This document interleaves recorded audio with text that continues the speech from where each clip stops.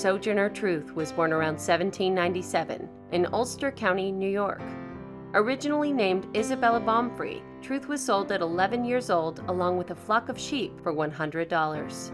Sojourner Truth wrote about her life as a child in slavery, and she talked about experiencing sexual abuse and continued beatings and whippings by her slave owner. Truth fled her master in 1826, 1 year before the abolition of slavery in New York, and eventually became a freed slave. After Truth became a free woman, she had the courage to go to court to challenge the legality of her son being sold into slavery. She was successful against so many odds, which is what makes that court case so amazing. Inspired by religion, she changed her name to Sojourner Truth in 1843.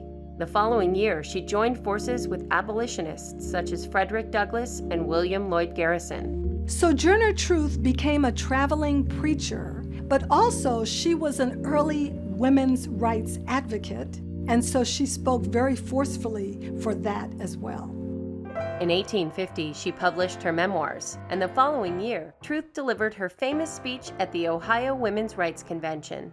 The speech was later retitled, "Ain't I a Woman?" And it was so powerful in part because it talked about the equality of work that was executed by Black people in general, that people who were free and unfree worked just as hard whether they were men or women. Following the outbreak of the Civil War, Truth recruited troops for the Union Army and met with President Lincoln in 1864, who gave her permission to become a counselor at Freedmen's Village.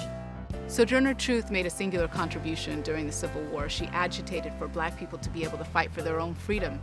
Truth continued to campaign for abolition and women's rights until her death on November 26, 1883.